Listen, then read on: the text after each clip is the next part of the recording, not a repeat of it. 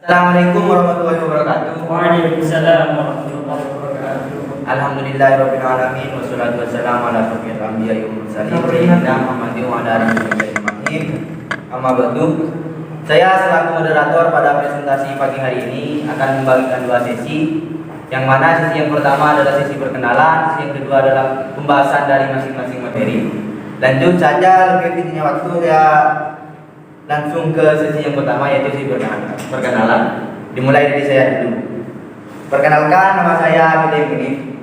Nama saya Humaydi. Nama saya Saiful Anam. Saja pada sesi yang kedua, yaitu sesi penjelasan dari materi yang pertama. Baik, Bismillahirrahmanirrahim. Bab 1 pendahuluan. Latar belakang. 1. Latar belakang. Islam merupakan salah satu agama terbesar yang diakui di dunia. Bahkan negara tertentu Islam merupakan negara yang berbentuk mayoritas. Dalam ilmu perbandingan agama, Islam merupakan agama samawi, yaitu agama yang diturunkan dari langit, atau pastinya Islam merupakan agama yang diturunkan melalui wahyu yang berasal dari Allah Subhanahu wa taala. Islam juga merupakan agama samawi yang terakhir turun ke muka bumi ini dalam rangka menyempurnakan ajaran-ajaran agama sebelumnya. Di dunia ini terdapat dua bagian atau jenis agama, yaitu yang pertama adalah kelompok agama yang diturunkan oleh Tuhan melalui wahyunya, dan yang kedua adalah kelompok agama yang didasarkan pada hasil renungan mendalam dari tokoh yang membawanya di antara agama-agama lain. Yang ketiga, tujuan penulisan. Adapun tujuan penulisan makalah ini adalah sebagai berikut. 1. Sebagai tugas mata kuliah pendidikan agama Islam. 2. Agar dapat mengetahui kelompok agama-agama dunia. 3. Agar dapat memahami posisi Islam di antara agama-agama dunia. 4. Agar dapat memahami sifat ajaran agama Islam terhadap agama-agama lain. Bab 2 pembahasan kelompok-kelompok agama di dunia. Sebelum Islam datang ke dunia ini, telah terdapat sejumlah agama yang dianut oleh umat manusia. Para ahli ilmu perbandingan agama membagi agama secara garis besar ke dalam dua bagian, yaitu sebagai berikut. Yang pertama, kelompok agama yang diturunkan oleh Tuhan melalui wahyunya, sebagaimana dijelaskan dalam kitab suci Al-Quran. Dan agama ini biasanya disebut dengan agama samawi atau agama langit karena berasal dari atas langit. Yang termasuk ke dalam kelompok agama ini antara lain Yahudi, Nasrani, dan Islam. Yang kedua, kelompok agama yang didasarkan pada hasil renungan mendalam dari tokoh yang membawanya, sebagai terdokumentasikan dalam kitab suci yang disusunnya. Dan agama ini biasanya disebut dengan agama ardi atau agama bumi karena berasal dari bumi. Yang termasuk dalam kelompok agama ini antara lain Hindu, Buddha, Majusi, Konghucu, dan lain sebagainya. Lanjut, dua posisi Islam di antara agama-agama di dunia. Islam adalah agama yang terakhir di antara sekalian agama besar di dunia, yang semuanya merupakan kekuatan raksasa yang menggerakkan revolusi dunia dan mengubah nasib sekalian bangsa. Agama yang meliputi segala-galanya dan mencakup sekalian agama yang datang sebelumnya. Mengenai posisi Islam terhadap agama-agama yang datang sebelumnya dapat dikemukakan sebagai berikut. Yang pertama, ciri khas agama Islam dari sudut keyakinan. Dapat dilihat dari ciri khas agama Islam yang paling menonjol, yaitu bahwa Islam menyuruh para pemeluknya agar beriman dan mempercayai bahwa sekian agama besar di dunia sebelumnya yang datang diturunkan dan diwahyukan oleh Allah Subhanahu wa taala. Lanjut, yang kedua, Islam sebagai agama penyempurna. Posisi Islam di antara agama-agama besar di dunia dapat pula dilihat dari ciri khas agama. Dari ciri khas agama Islam yang memberikan kedudukan yang istimewa di antara sekalian agama. Selain menjadi agama yang terakhir dan yang meliputi semuanya, Islam adalah pernyataan kehendak ilahi yang sempurna. Sebagaimana halnya bentuk-bentuk kesadaran yang lain, kesadaran beragama bagi manusia sedikit demi sedikit dan berangsur-angsur dari abad ke abad mengalami kemajuan, dan ini menciptakan titik kesempurnaan dalam Islam. Di dalam Al-Quran dijelaskan dan dibuktikan bahwa agama Islamlah agama yang sempurna, yang artinya orang-orang kafir telah putus asa untuk mengalahkan agamamu. Sebab itu janganlah kamu takut kepada mereka dan takutlah kepadaku. Pada hari ini telah kusempurnakan untuk kamu agamamu dan telah kucukupkan kepadamu nikmatku, dan telah kuridhoi Islam itu jadi agama bagimu. Quran Surat Al-Maidah ayat 3. Dan yang ketiga, peran penting yang dimainkan oleh Islam. Posisi Islam di antara agama-agama yang lainnya dapat dilihat dari peran yang dimainkannya. Dalam hubungan ini, agama Islam memiliki tugas besar, yaitu pertama, mendatangkan perdamaian dunia dengan membentuk persaudaraan di antara sekalian agama di dunia. Hal ini telah dijelaskan dalam Al-Quran, bahwa banyak dijumpai ayat-ayat dan dalam yang menganjurkan kepada umat Islam agar hidup saling berdampingan dan saling menghormati dengan penganut agama yang lainnya. Agama-agama sebelumnya dapat diibaratkan sebagai yang membawa genteng, dinding, pintu, jendela, dan yang lainnya. Sedangkan dengan membawa semua yang menghimpunnya dalam sebuah sistem bangunan yang kokoh dan utuh. Ketiga, memperbaiki kesalahan-kesalahan yang telah diperbuat oleh para penganut agama sebelumnya, yang kemudian dimasukkan ke dalam agamanya itu. Hal itu dijelaskan di dalam Al-Quran. Banyak dijumpai ayat-ayat yang menjelaskan adanya penyimpangan yang dilakukan sebagai penganut agama tertentu yang kemudian dimasukkan ke dalam agama tersebut. Contoh kesalahan orang-orang yang beragama Kristen dijelaskan dalam Al-Quran. Artinya, lalu kami utus kepada mereka seorang rasul dari kalangan mereka sendiri yang berkata, sembahlah Allah oleh kamu sekalian, sekali-kali tidak ada Tuhan selain daripadanya. Maka mengapa kamu tidak bertakwa kepadanya? Quran Surah Al-Mu'minun ayat 32. Dalam kaitan ini kita jumpai adanya paham bahwa Tuhan terdiri dari 3 unsur: unsur Anak, Roh Kudus, dan Bapa. Yang dikenal dengan nama Trinitas, Al-Quran menyatakan bahwa Trinitas itu bukan berasal dari ajaran Isa, bahwa dianggap sebagai penyebaran dari ajaran Isa.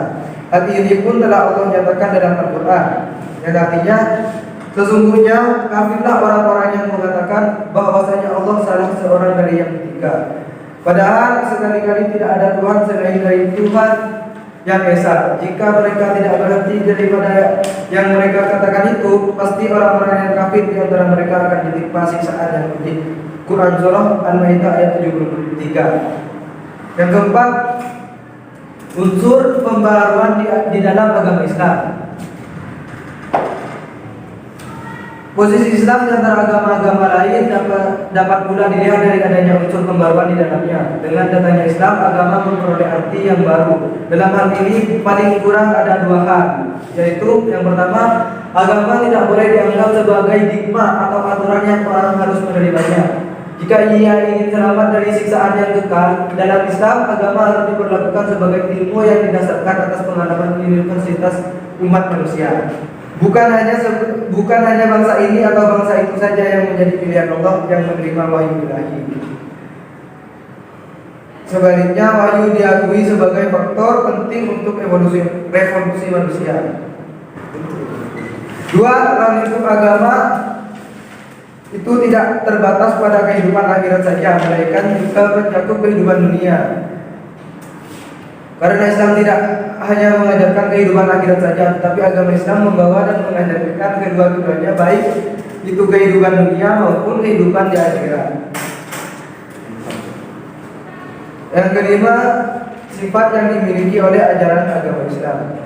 Posisi Islam di antara agama-agama yang lain dilihat dari 2 sifat yang dimiliki ajaran Islam, yaitu akomodatif dan persuasif. Islam berupaya mengakomodir ajaran-ajaran agama masa lalu dengan memberikan makna dan semangat baru di dalamnya. Sebelum Islam datang, misalnya dijumpai adanya kebiasaan melakukan kurban persembahan kepada para dewa dan arwah leluhur untuk memperoleh keberkahan. Kebiasaan kurban ini diteruskan oleh agama Islam dengan mengganti benda yang dikurbankan bukan lagi manusia melainkan hewan ternak. Tujuan dari kurban adalah sebagai pengabdian dan rasa syukur kepada Tuhan atas segala karunia yang diberikan oleh Tuhan.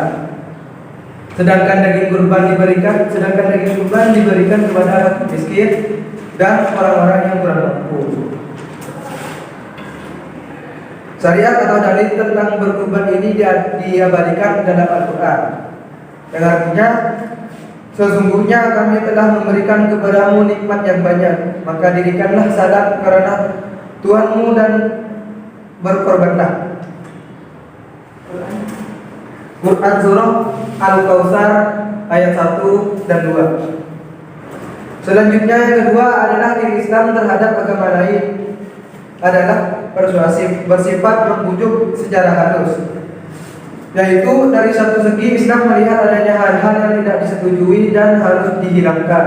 Namun dari segi lain Islam mengupayakan agar menghilangkan proses yang demikian tidak menimbulkan gejolak sosial atau masalah yang merugikan. Upaya tersebut dilakukan secara persuasif.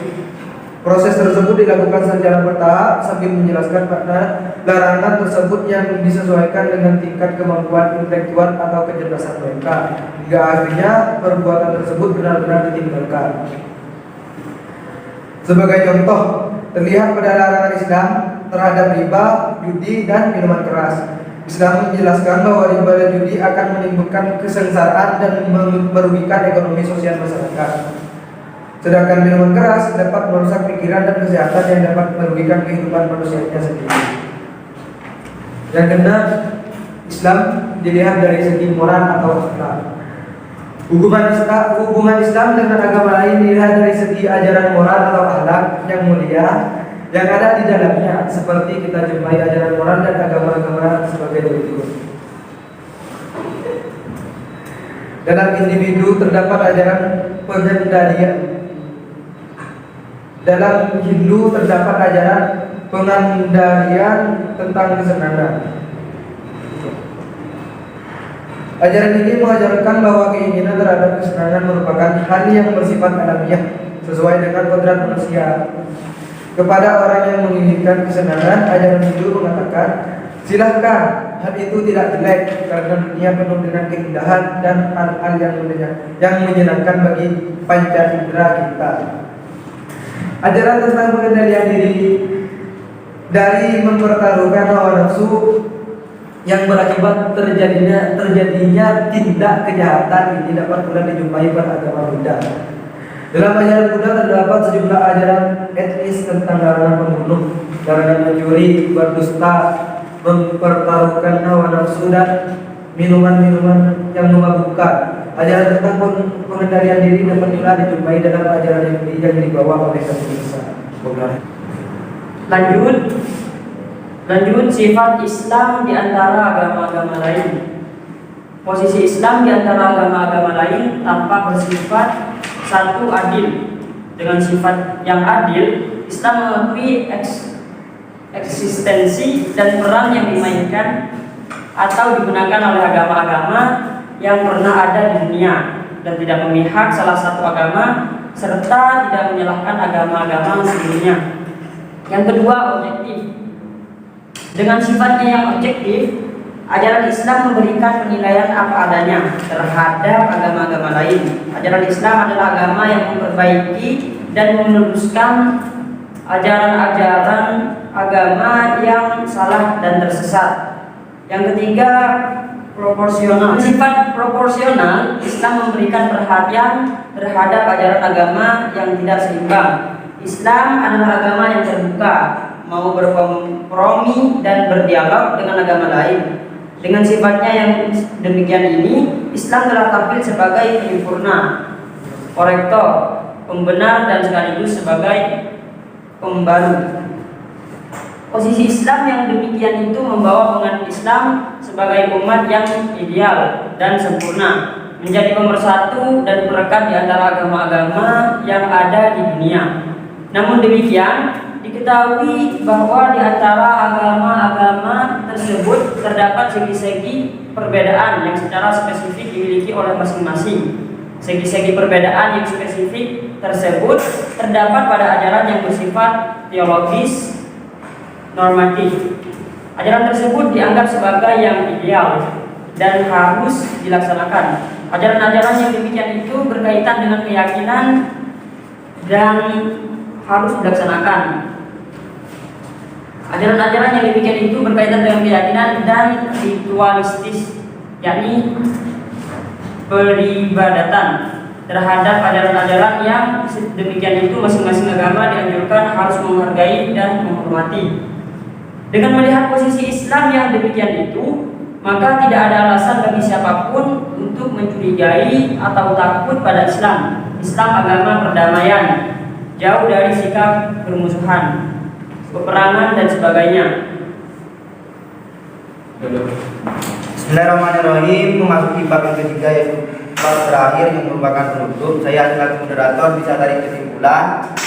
Dari kesimpulan saya bisa ambil 3 poin. Poin yang pertama yaitu satu, kelompok-kelompok agama di dunia ada 2, yaitu satu, kelompok agama yang diturunkan oleh Tuhan melalui wahyunya, biasanya disebut dengan agama samawi atau agama langit, karena berasal dari atas langit, yang termasuk ke dalam kelompok agama di antara lain Yahudi, Nasrani, dan Islam.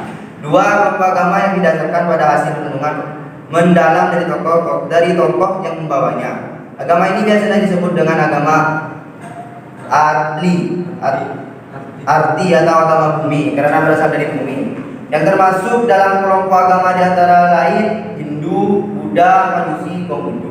Poin yang kedua yaitu Islam adalah agama yang terakhir di antara sekalian agama besar dunia.